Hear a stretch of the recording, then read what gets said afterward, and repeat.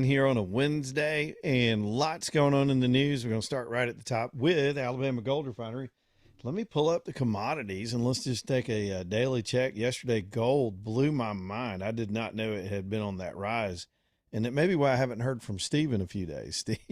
Steve over at AGR gets super busy when these price spikes happen. And today, gold ended at, good Lord, 44.42 an ounce. Now, that can be an ominous sign where you've got institutional investors starting to buy up gold because they suspect some other trouble. Some of it's dollar valuations and overseas currencies that are affecting those prices. But what it means for you is if you've got scrap, if you got any kind of pieces, old jewelry that you don't need, or even collector pieces where you need to cash out, you've been wanting to sell a few and convert to cash. Now's a good time. I mean, it's been on the rise and it's up $200 just since yesterday per ounce. Silver's been on proportionally on a percentage basis. Silver has been on a very similar run as well. So get to know Steve. Get on over there when you have time, because even if you're not ready to make a deal yet, go see where they are and how it works and talk to him if he's not too busy to talk right now, because I bet his phone is just slammed during times like this when there's a run and a spike. But there it is. And it also tells you, so if you're on the seller side, there's good value in it. If you're on the investment side, look at where you could be if you just listened to us only a couple of years ago. More than doubling your money in an asset that's tangible and holds its own. It's always a smart investment to have some of what you own in gold. So y'all get to know Alabama Gold Refinery. Secure location, all the things you would expect, convenient location, safely in Homewood, across from that big Regions Bank. It's Alabama Gold Refinery, AGR, alabamagoldrefinery.com. All right, AJ, let's do this thing. We'll get cranked up again this hour with all of the headlines. And I'm going to start with the weather again. This is dangerous weather. We were just talking about the fallout in Mississippi, while they're still got tremendous and very, very dangerous road conditions just over the Alabama line. And we did just escape so much of that in the last few days. But the next cold blast is really going to be brutal, and I think dangerously cold. When you get ground temperatures, and let's just discuss the cold for a minute, and not to mention the S word that's sort of in our forecast right now, or at least in some computer models. But when you get the ground temperatures, when they get up to, surface temperatures around 50 degrees, because you've had some warming during the day, and it takes them a while to cool down at night. So they'll spend a few hours below freezing during sharp cold weather. But when you have day after day, or night after night, actually, of these deep freezing temperatures, it doesn't have a lot of time during the day to warm up. And so over time, the ground temperature just stays colder and colder. It never does to get out of. And then it just kind of makes sense if it's not 55 on the ground, it's 35 on the ground after nights of freezing weather. It doesn't take much in a big blast like this weekend for the ground temps to get so cold that we start having infrastructure problems, pipe breaks and all that. So that being said, the wind chill alone is enough reason not to even step foot outside unless you have to on Saturday and into Sunday, with wind chills below zero in a lot of the state, temperatures down into single digits in some spots, just teens in others. So here we go with that, just an extended cold snap. There does look long range like some warming next week. But then there's the snow word. What's that about? The forecasters are becoming pretty certain that we're going to have a pretty major snow event in Georgia and the Carolinas. So Georgia's going to get a second round of this kind of winter weather at some parts. But we're not immediately in it. We're on the fringes of the forecast, and there have been some models today that predict an outside chance of an inch or so here around Birmingham on Friday night, maybe into Saturday. So just know that.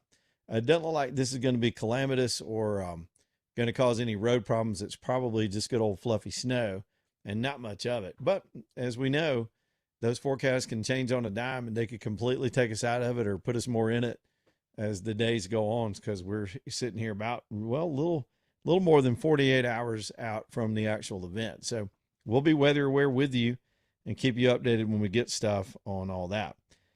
Let's go back through some of the headlines today. It's been an odd news day with just various things. I think we talked about those Trump accounts. Oh, let me just, before we get too heavy into Minnesota and all this other stuff, this thing came out today, and I just got to throw it on the table. This doomsday clock. Y'all heard of the doomsday clock? I think they started this. Was it in the 60s or 70s? I remember hearing about it when I was a kid. And I suppose the theory is that it's when we are close to midnight is the demarcation of a nuclear holocaust or the end of the world or absolute meltdown of humanity or something, some sudden global climate change. I don't know, jihad, whatever they want to use to scare us at midnight. So we're always counting the minutes and seconds to midnight. And I saw where there was this big news release in this presentation where they moved ominously. We need some ominous music right now. They moved the doomsday clock to 85 seconds till midnight. Oh no. They moved the doomsday clock to the closest it's been to meltdown at midnight ever in the history of the doomsday clock. Y'all, Punxsutawney Phil, I would trust his forecasting better than the doomsday clock. You've had fortune cookies that you crack open and don't even make any sense that have more to do with your future than the doomsday clock. What Leonard's Losers. Remember that show back on Saturdays when we were little country kids growing up where he'd pick the losers of the coming college football games? Leonard's Losers was a lot closer to predicting anything than the doomsday clock. This has been one of the stupidest, hyperbolic, left-wing tactics, so full of drama and theatrics over the years. But yet, there it is. And these morons are still putting it on TV. Like this group of experts in their metaphor, their little symbolic clock, have anything to do with anything about the future of humanity. They just don't. Then again, sometimes you get on social media and you look at what people are saying and doing, and you're like, wow, they should go ahead and set that thing to midnight. So it's completely arbitrary and stupid, and I just had to go off on it for a second. How do we there it is, AJ. AJ, have you ever heard of the doomsday clock? The doomsday clock. Yeah, I've heard of the doomsday clock, but it's been a doomsday clock for how long? Yeah, my whole life. I'm old now. I got grandkids, and they've been talking about the doomsday. We hadn't had any doomsdays. Was it when the Skynet was supposed to become self-actualized and the machines were going to come after us? What does it mean now? I thought it used to just be about nuclear weapons. And what do they mean? It's set to 85 seconds to midnight. Like, I don't even understand. I don't understand what that means. I don't either. They use seconds and minutes as some kind of gauge of how close we are to destruction. And when things are better, i.e. when there's like a left-winger running the White House, they'll always make, times are better now. We're 30 minutes from midnight. We've got 30 whole minutes. I don't know. And then they take their little clock. And by the way, it's an analog clock. Most of the kids nowadays can't even read one of those things. Right. And then they'll scoot the little minute hand a little closer, and they'll have their little event. And now they're down to seconds. We're down to seconds of doom. And who determines this? Is there a panel that determines, like, is there like they have to do a unanimous vote to say, yes, we need to up it to 85 seconds to midnight? Because, I mean, does that mean like when it hits midnight, is that the point where everything is like no return? Or yeah, it's all over for us at midnight, clearly. Oh, okay.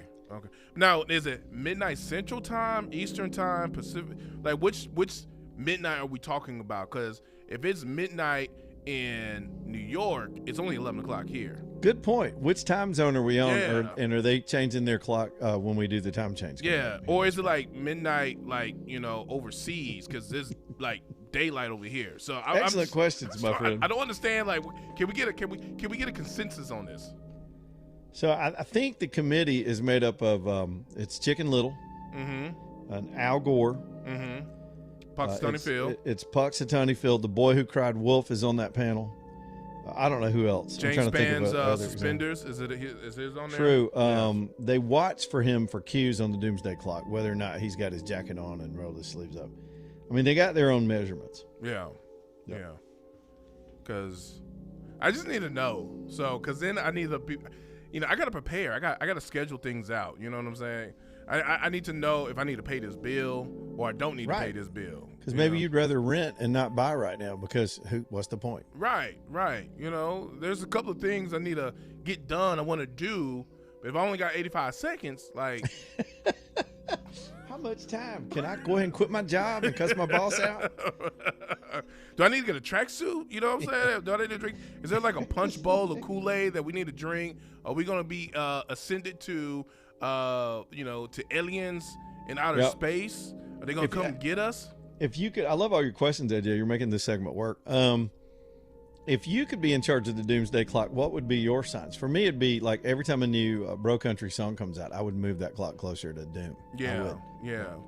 The thing is, if you see me run, right? Yes. If you see me run, I see AJ going down the road, trucking it. And you ask me, hey, what's going on? Hey, don't worry, just run. Doomsday Clock, man, just run. Just run. I don't know where you're running to because it's Doomsday. That means everything's about to go bye-bye. But the Doomsday Clock. You know, my philosophy on this for years, I've talked about it on the air, and I really picked up on this somewhere over time, but you should never predict the end of the world. I mean, there's just no future in it, because if you're either wrong and you're going to look like an idiot, but if you're right, ain't nobody going to be here to know you were right. So there's nothing to gain by predicting the end of the world. Well, I love, because I didn't realize they had a website. I'm looking at the website. It's the Bulletin of Atomic Scientists. Yeah. Oh, yeah. And they say, the clock is set, and it's called for urgent action to limit nuclear arsenals, create international guidelines on the use of AI, and form multilateral agreements to address global biological threats. It's Terminator. It's what they're going after. Yeah. It used to just be nuclear proliferation, but now they're throwing AI in the mix. Yeah, but okay, AI has really just been a thing now. Oh yeah, they're just throwing that in to scare us because the other stuff didn't work. It used to be Gorbachev and Reagan, but Reagan scared the hell out of him. He told them, tear down this wall, and the Doomsday Clock people went, oh, that's it, they're gonna bomb us. And nothing happened. The whole Soviet Union fell apart. Then what did the Doomsday Clock people do? Right. They've lost their gig. And then we got rid of a bunch of nukes, and the Soviets got rid of a bunch of nukes, and they still got the Doomsday Clock. It's like those scientists that really don't, they get paid a lot of money, but they don't really do nothing. And it's like, man, we bored. Like we haven't. No one's talked about us in like years. There used to be a time every year we talked about, oh, it's gonna be the end of the world. Like they were living a life. And now like everybody's like, it is what it is, and they're like, okay, how can we scare people into buying this? Maybe some people are looking forward to Doomsday, so they're now an optimistic group. Like, we'll be out of our misery in 85 seconds, folks. Just get excited. I don't know. Maybe they need to get some Somali expertise on there so they can get some sweet government funding. We all know they know how to get the hookup.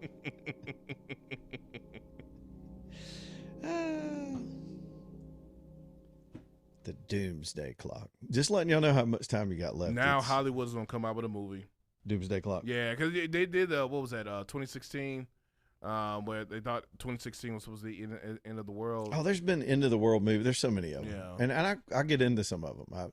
There was one actually. You know what? There was one called Greenland. Did you ever see that? It had that the 300 guy in it. It was terrible. I mean, it went woke like the first episode, so I turned it off. But it was something about that. Like all these, there's Terminator. We could just sit here and start naming those movies.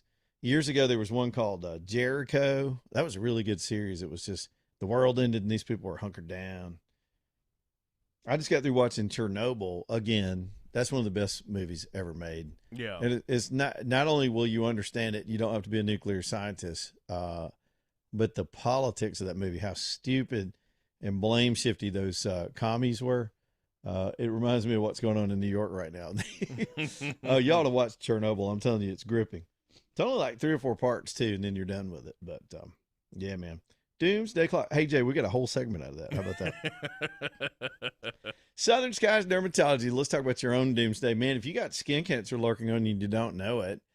Because sometimes it can be in your hairline. People have gotten melanomas like under the bottoms of their feet. How often do you look at that? Some people just will have issues on your back, places you can't see. And, man, that's when you need the trained eyes at Southern Skies to give you a once-over. You're either going to get an all clear, and that feels good, to know that you're on top of your health. You went and checked with the real experts, not just any random practice, but a practice dedicated to skin cancer. And Dr. Mario and his team will look you over and check you out and give you an all clear, and that's great. Or you've got a concern or don't have a concern, and then they find something ominous that immediately needs to be removed, and then you're in the hands of folks that know how to do the Mohs procedure, which is the only way you want to get a removal done. MOHS, I think is how they spell it. It's micro layer. They check you a layer at a time so that they can know they got it all, but they can also stop when they're done. It's really, really smart technology. It's the only way you want to have a removal done if you get to that point. And usually they can do it all in the same day. In the old days, it was kind of barbaric. They just draw a Sharpie on you. So we're just going to take out all this, send it off to the lab, and hope we got it all. And sometimes it could show back up in those days. You don't want to deal with that. Go get Mohs if you need a removal with Southern Skies Dermatology. They are absolutely the skin care experts because that's all they do, skin cancer. That's it. And a new location coming this year. As soon as they let me know, I can let you know. They will let me know. They didn't even tell me exactly where it is, but I know what part of town. And it's nice to have a little more convenience with their practice. They're growing, and we're all going to grow with them. It's southernskiesdermatology.com, southernskiesdermatology.com. Back here in just a minute, Leland Live.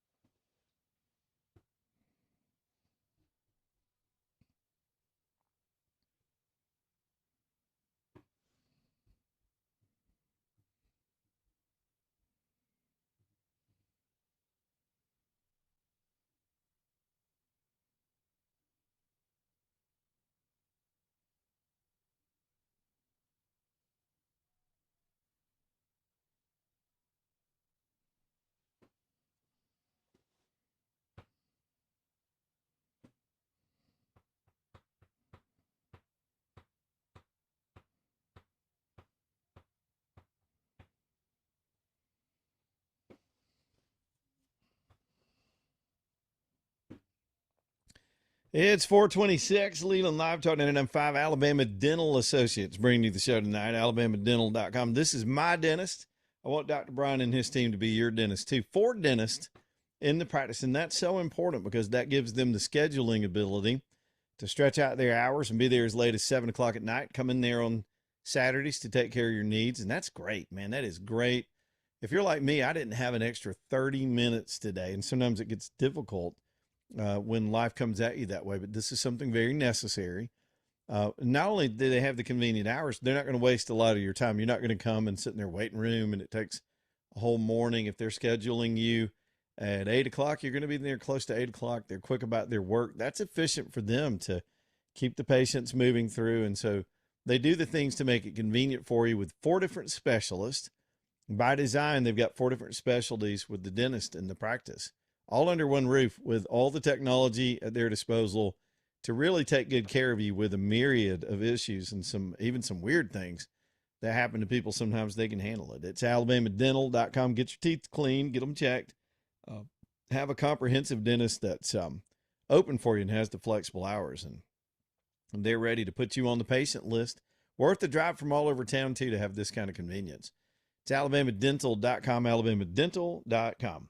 Well, y'all, I just watched a video of another video of the incident, which appears to be this Alex Petty that was involved in that shooting last weekend. And while they're 2 different incidents, and it doesn't add a lot to the moments when he died, it does add context as to his activity and how he was behaving. And ahead of this guy was no innocent protester that just happened to be taken advantage of. This guy was aggressive days prior and absolutely trying to fight in an armed way with our cops. It's a wonder he didn't get shot that day. I'm going to play you the audio of somebody that's describing what they discovered. This is BBC reporting coming out this afternoon, too. We don't have time to get it all in this segment, but we'll do it here in just a little bit to bring you up to speed. And I'll just quickly describe it because we got a little short segment here. And I see you over there, Henry, but just can't get one of your calls in just now. We only got like a minute and a half before the bottom of the hour, but you see him aggressively attacking one of the agent vehicles. He's got this almost the same. It looks like, again, we have to go by. The BBC says they ran facial technology and that it's him. We don't have any other verification of that, but he's dressed very similarly, almost the same outfit. And he kicks one of the SUVs that they're in, trying to draw the agents out of the vehicle. He kicks the taillight completely off the vehicle. And then they come out and have to confront him and deal with him, and they pepper spray and do all the crowd control tactics. Y'all, they've had to do this over and over and over. These guys are surrounded by these nuts all the time. He was just very, very foolish and cost himself his own life. And I really feel sorry for these agents that were doing what they were trained to do that day and have to deal with this now. It's just amazing how these stories get. Look, I understand sympathy, but you got to use, we got to look at the totality of what's happening in Minnesota. We'll play that for you in just a minute. So y'all hang on for that. Leland Live Talk 99.5. Y'all stay tuned.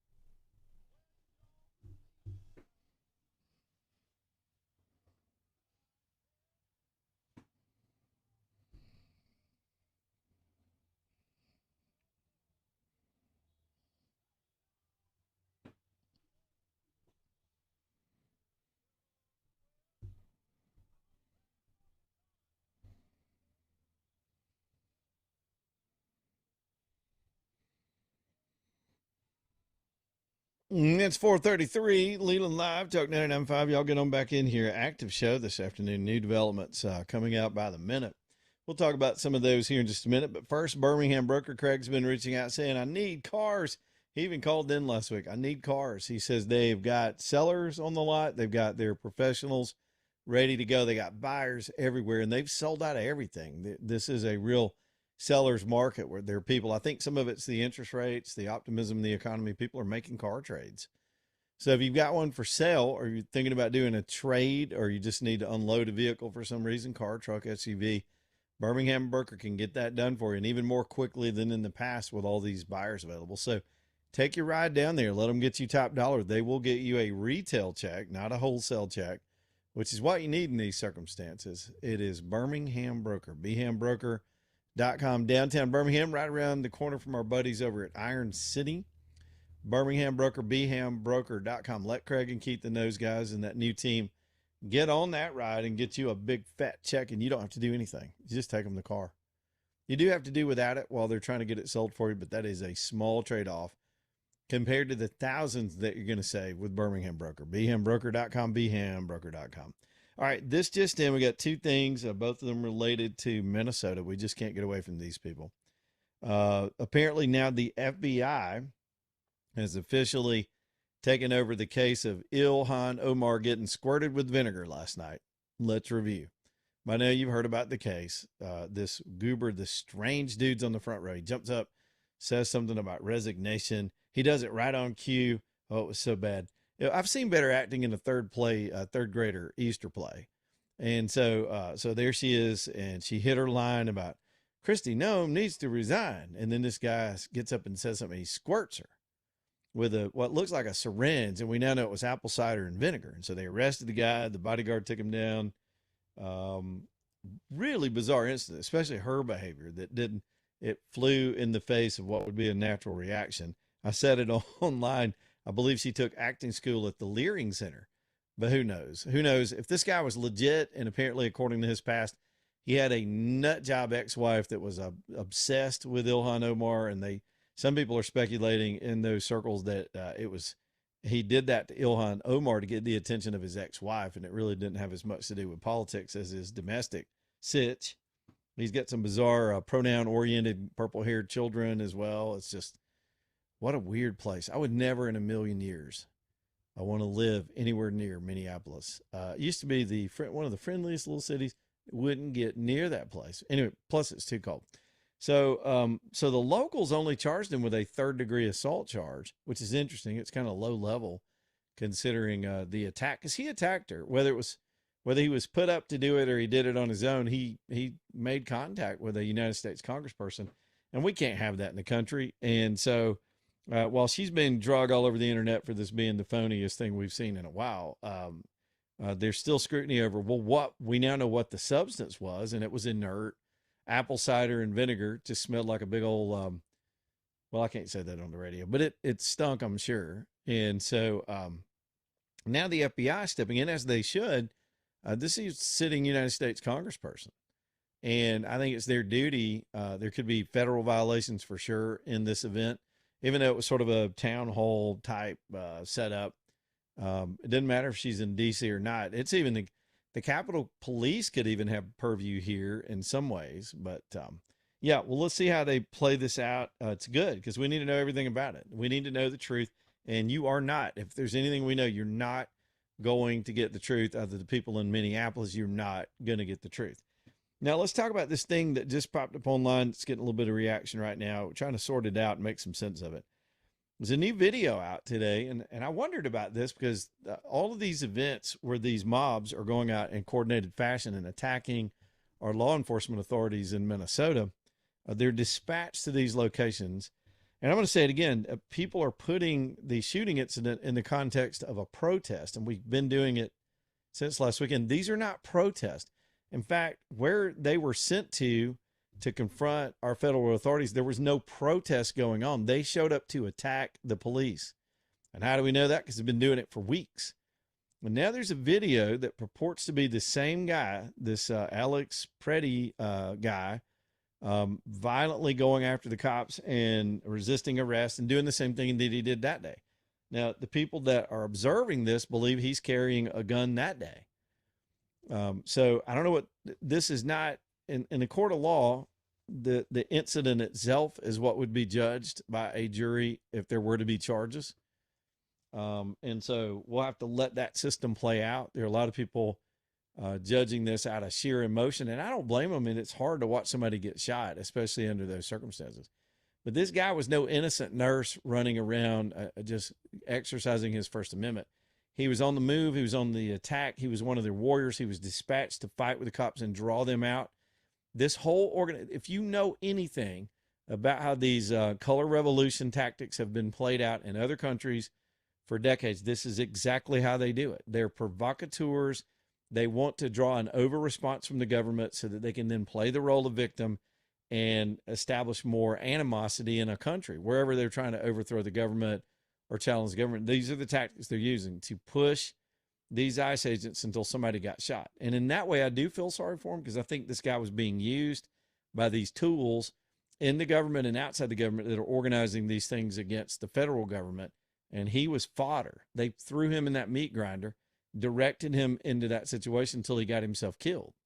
So I'm going to let this audio play. There's a part of it, AJ, I'm going to dip a little bit because I think there's some ambient sound. There might be a swear word in the background. Those are things that can't be helped in these environments. But this very calm guy who claims to have obtained this video and had it vetted by the BBC, no less. It gives a little, what it does, while it does not speak directly to the incident, I guess it was 13 days later, it shows you context on what was going on around these officers and what this guy had been up to prior. And by the way, a point of note, two things I thought about today, and I'm trying to move away from this case because it's going to be investigated and we'll find out more details clearly as it goes along. But there are two things to keep in mind for those of you who are trying to do a post-mortem on this. One, you can't hear the audio of what he is saying to those authorities and whether he's making threats in addition to being armed and resisting arrest. You can't see that in the incident yesterday. And I heard one talk, I think he was a national host today, talk about we know now there were two shooters at HSI, not the guy who apparently got his off. And this happened within under a second. The gun was removed, the gun goes off, and the cops fired into this young man. The fact that two officers fired simultaneously under the same circumstances, I think speaks volumes as to their training and what was really going on that you and I can't see in the middle of that scrum. We can't see that from the vantage point that we have available. It's not as clear as some people want it to be. It just isn't. It's murky at best. But in that circumstance, if both officers cast the same judgment on the threat level by firing their weapons together like that, that tells you the threat level they felt. It's not just one officer who was a cowboy and exercised bad judgment. You had two different officers to know, according to their training, how to escalate force. It's one of those things that people need to understand. The cops are authorized in most states and in federal situations to use at least one level of force beyond what they're met with when they're dealing with the public and making an arrest, period. I was talking about this earlier today. My brother was in a part of a training program where they used an arrest he made when he was a young cop about how he went through his checkdowns and used the appropriate force. They always have to gauge this, and they've got split seconds to do it in a super hostile environment where their lives have been on the line every single day they go out there in that frozen place and dealing with this insurrection, these insurgents. These people are not sympathetic in any possible way, and they're not in any way exercising First Amendment rights. They are attacking the federal government and holding themselves above the law. This is an abject rebellion with funding, coordination, training, and a dispatch system. And this guy was dispatched, period. So here's the audio from the guy describing what you're going to see probably on the internet tonight. This is a moment the news movement filmed on January 13th in Minneapolis, showing a man who appears to be Alex Preddy interacting with federal immigration agents 11 days before Border Patrol shot and killed him. He kicked the taillight off. Footage was analyzed by the BBC, whose facial recognition technology confirmed his identity to a 97% degree of accuracy. On the morning of January 13th, our team received a tip that federal agents were blocking a street at the corner of East 36 and Park Avenue in Minneapolis. We arrived around 10:15 a.m. We saw observers shouting at the agents as they walked back to their vehicles. When they started driving away, the man kicked their taillight. An agent then got out of the vehicle, grabbed him, and pushed him to the ground. So you see a struggle right now. This guy's trying to run from the cop after he kicked the tail light. During the altercation, agents fired tear gas and pepper balls into the crowd. They continued to hold the man down before they retreat, and he walks away.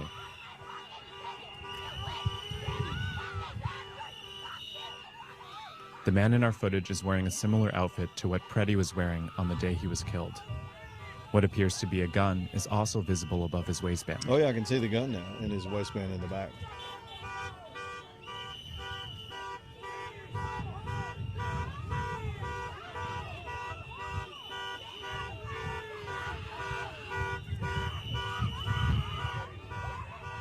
So car horns Here, going he off, continues kind to of a stand stand at the down in scene. the street. I know it's intense audio, and eventually you'll see this video, but it's just more of these provocative On the day he actions. was killed, the Department of Homeland Security claims Preddy, a 37-year-old ICU nurse, approached officers holding a handgun. That claim has been contradicted by analysis of bystander videos from multiple news investigations, which concluded that Preddy was holding a phone, not a gun, when he was pinned to the street. And we saw the phone out in the initial video. So that's just, so here's the deal. I'm exercising just some wild thoughts right now, just watching this. Every time you see this guy referenced from people that are clearly sympathetic, he's called a nurse. Every time he's called a nurse, he is called a nurse. We revere nurses. Nurses are angels of mercy in our society, and good for him for choosing that career. But does that have anything to do with what he was doing that day at all? His background, those that would dismiss this video would say they're disconnected. Him being a nurse had nothing to do with his confrontation with the authorities. This activity that we now see from prior days had everything to do with it. His background is his activism. His resume is this stuff he did in the streets that day with these confrontations. And who knows how many others that he picked during his career as an activist, until he picked the wrong one. He got in the wrong situation. And it's sad and tragic, and most likely, at best, a tragic accident, because he was the provocateur in this incident, and he had been for days. We had heard these rumors, and now we're seeing him do this kind of stuff. That's his resume. It didn't matter if he's a damn nurse or a truck driver or picked up garbage cans for a living. That's what his context was. He had turned into a militant and decided he was worthy to take a gun and go into the streets of Minneapolis and fight with our law enforcement officers who had a right to be there, and he did not. He was not there under First Amendment grounds. That's not the First Amendment. That is violent rebellion. And case law, Supreme Court cases, and other incidents clearly speak to issues like this. It's pretty amazing that this comes out here this afternoon, but that's why in a lot of these cases, you got to wait on more context. You got to understand what the real deal was and do that. And we all have to do that. And that's pretty damning stuff, if you ask me. And who asked? I guess y'all did. You tuned in, right? All American Metals. Let's talk about what they do for a living. They put up steel buildings, wonderful steel buildings. My story goes a little something like this. I always try to relate to this company in that I had this quaint idea of putting up an old kind of wooden barn. I was going to be, and it had to be sizable enough to put my camper in there. And so it was going to be a pretty tall building to begin with. And everybody, when I researched it, I found out two things. One, most people said, don't do it out of wood. Don't do a wooden barn. You'll regret it. It's maintenance. It's nonstop. You'll regret it. And then there was the cost factor. It was way more expensive to try to do a post and beam or a timber frame type construction. So then I came around to a steel building. Now, when I first heard about it, I thought, I don't want a steel building. I'm not building a business. But turns out I am working a lot of business in my building. But you can take steel, you can take a pole barn building and really dress it up and make it beautiful. And I was able to do some things like that once I got mine out of the ground and up and dried in. All American Metals will help you with these whole projects, from the design work in the beginning all the way through getting the thing out of the ground for you. If you need help with a contractor, they're going to assemble the whole building. They're going to build all the parts. They're totally in control of the entire process. Outside of obvious things like getting your concrete poured and then whatever you do afterwards with the electrical or plumbing or those kind of things. But as far as the structure itself, they can build you something beautiful, design it, and get you all the plans you need to go and pursue whatever zoning or approvals or financing you need. And then when you're ready, when you give them the green light, they'll build that building for you. They're going to produce it in their factories, all the metal components, everything, the insulation, screws, bolts, they keep that stuff on the shelf. So they're not going to run out of parts. And if something isn't right, they can make it right instantly. They're right here with us, with their factories here with us. They're going to beat the big guys on price, on speed of turnaround, and of course on quality, because they've got total control of the quality of it. These are great guys too, true patriots, 2 generations. They've been walking steel since the 60s, and they know their stuff. It's allamericanmetals.com online. Y'all go, aa-metal.com is their actual website. Look at some of the buildings they built, commercial and residential. aa-metal.com, aa-metal.com. Leland Live, talking at M5, back here in a minute.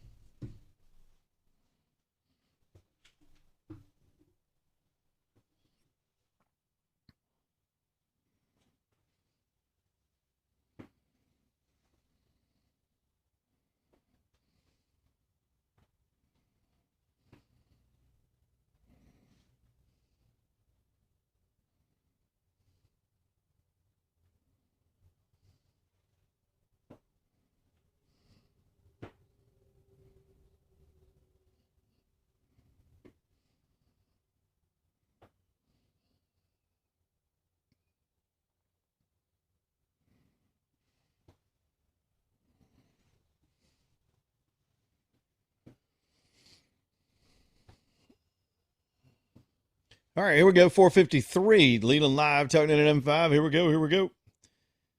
Alabama Bass bringing you the show tonight. This is the company. This is absolutely the company for anything for your bathroom. If you want to do one of those big projects and clean the whole thing out and start over, sometimes you just need a clean slate. They can handle that for you.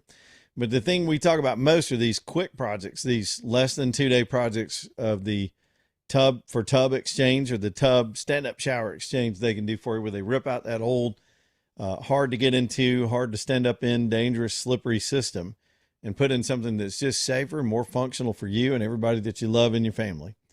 Y'all, it's just a great company. You'll love getting to know Mike and Sandra and Jill and John and Dewey. And I'm afraid I'm always going to leave people out when I talk about them.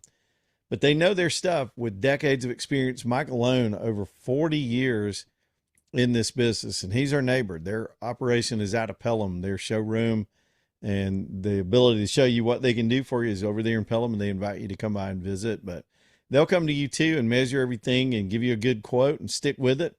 No pressure whatsoever. They know what their prices are, and they beat the big boys on price and quality.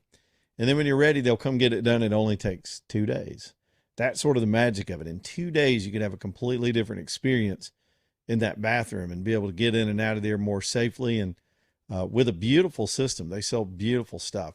It's alabamabass.com if you need to get this project done for you or somebody you love.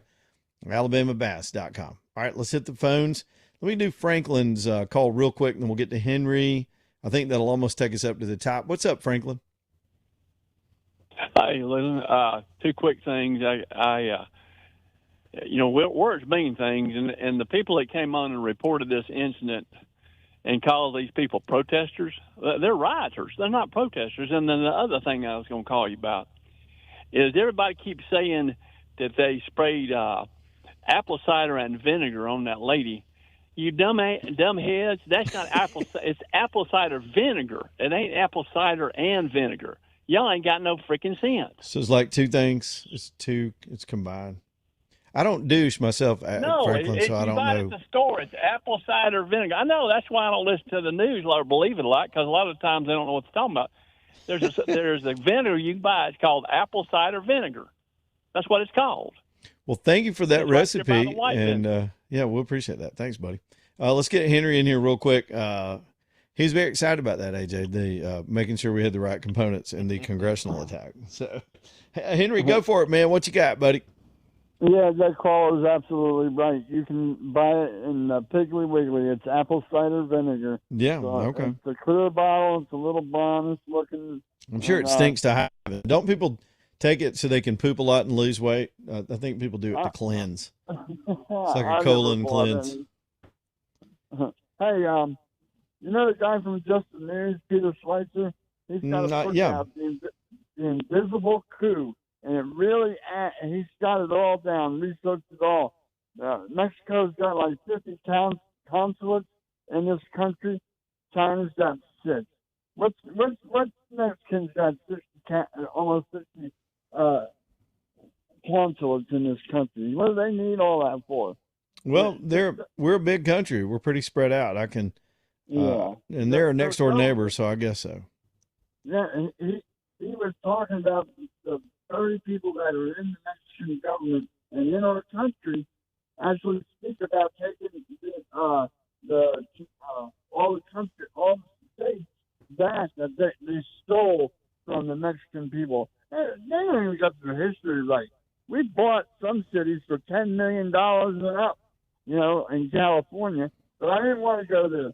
You know, the Doomsday Clock, they only move it ahead when there's a Republican in office. Oh, yeah, of course, yeah. They never do it when there's a Democrat. It's propaganda. Ronald Reagan, I think Ronald Reagan had like 5 seconds to midnight, under his watch. But and gold, the yen carry trade is really messed up right now. It's where they own the most of our debt. The Japanese do. 1.2 trillion, I think it was. Anyway, that's why everybody's buying gold. And if they can, like you were saying the other day, if we can get a civil war going from these protests or shootings and stuff, if we can get rioting in the streets all over this country, who wins? China, Mexico, all these people that's invested in these people. I wish you'd talk more, find out more about Signal. And there's a lot of investigation going on into that now. We believe a lot of foreign funding has gone into these operations that are targeting our law enforcement officers, our federal officers. This is foreign money using American stooges and creating violence for the for overthrow purposes. I think this is insurrection, civil war stuff. There's no doubt about it. Yeah, we're the only country in the world right now that's actually growing. Interesting. Yeah, China's in a big box. trouble. They're about to collapse. Yeah, they're close to an economic collapse. Yeah, That's why they're spending so much money on these people. And sure. this is all Marxism, and what is that? Rule for Radicals. If you read those books, it's like you're reading the news while it's happening right in our streets today. But think about that 18 trillion dollars. You think that any other country wouldn't want that money that's Henry, being invested? Man, I appreciate all your thoughts tonight. We're bumping up against the top. The music's playing, but you check back in with us soon. And there's Henry getting it off his chest tonight with a lot of things. 545-9950 if you want to get on the show too. You can do the same thing. One more hour to go and still headlines coming out this afternoon. It's been a pretty active news day. Leland Live, Talk 99.5. Y'all stay tuned.